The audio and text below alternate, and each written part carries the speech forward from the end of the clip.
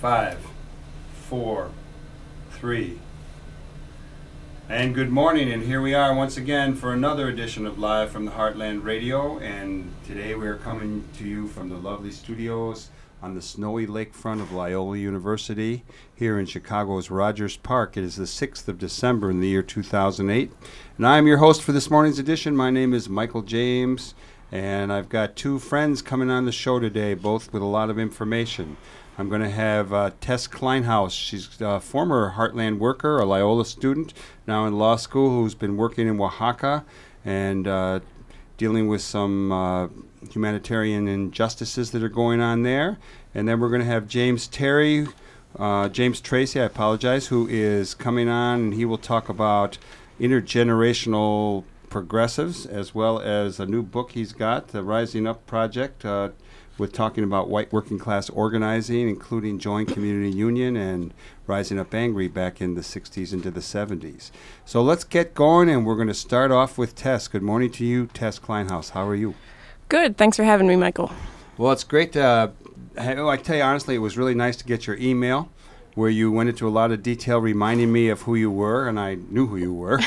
And then you said that you had you were going to spend the summer in Oaxaca in Mexico. Tell us where that led you. What happened? While I was in Oaxaca, working in Tlaxiaco, Oaxaca, which is a small city, mostly indigenous population, I got involved with a case with a town called Santo Domingo Itzcatlan. And in that town, on April 30th, 3 indigenous leaders were killed because they opposed the sale of their communal land. And since that time, we've been in a struggle to get the government of Mexico to protect the families of those victims, the witnesses of those assassinations, as well as other people in the community who also oppose the sale of the land. Talk about the communal land a little bit, Tess. I mean, that's a concept that we don't have a lot in the United States anymore. There were some communal grazing lands out west. In Canada they have it, in other places, but I don't think we have much of it here. So share with our listeners on Live from the Heartland what a communal land is in Mexico. Well, there are a couple different ways to hold title to land in Mexico. As you point out, it's not the same as here where everything is individual property rights. So that goes back, to the revolution in Mexico, and obviously well before the conquistadors, that people used land communally, whether or not they thought of it as owning it. So there are 3 different ways to own land there. One is individual, and one is as a community, like this community does, and another one is sort of a hybrid of the two. So when you own communal land, the rules to that are, if you want to change that status, which you really couldn't do until 1994 and NAFTA and all the changes in Mexico, if you own land communally, the only way to sell it is if you first incorporate, and then you could sell to a private actor who wanted to come in. So if your community is in disagreement, though, about whether or not you want to sell, that's when things can get very tense. And in this case, one part of that conflict was armed. So what happened down there was a conflict over the selling of the land. Right. Among the community. Right. And who lives in this community of Santo Domingo? Well, it's a totally indigenous community. It's a very small community, very isolated up in the mountains. And the part of the community that has become armed is closely aligned with the state government. And so they've been able to take over a portion of land that's actually in conflict with another town and become armed and try and control the town and control whether or not the sale happens.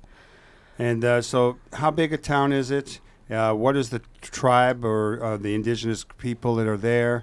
And how does the split come down? How many on one side, how many on the other? How's it look? Well, it's several hundred families. So I'd say the total population's maybe 2,000 people, 2,500, something like that. They're traditionally Mixteco indigenous people. And in terms of the split between the two groups, I would say there are more groups, if not, I think there are some people who are undecided on the sale, but the group of people who have become violent over the sale is a small group of maybe 3 dozen families. But because they have arms, they obviously are able to control a lot more of the dialogue.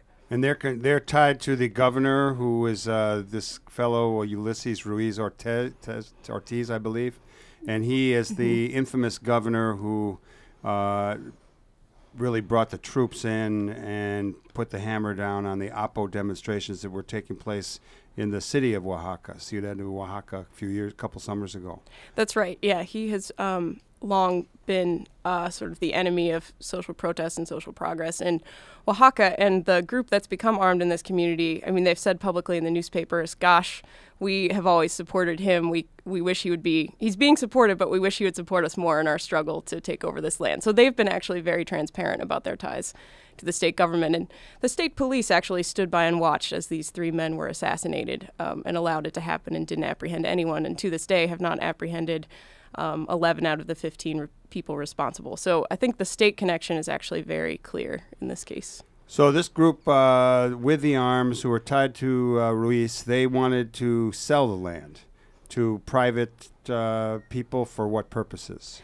That's right. I mean, I think it's a little bit unclear to us still what resources are on the land. We know there must be something pretty valuable, and we know they must know about it. They have helicopters circling it to survey it. They bring in outside inspectors to find out what's on it. So the people in that town are very suspicious as to what has been discovered on this land, that suddenly there's this huge interest. So we're not entirely sure of all of their intentions. When they first got power, they first destroyed the school, then they destroyed the town hall.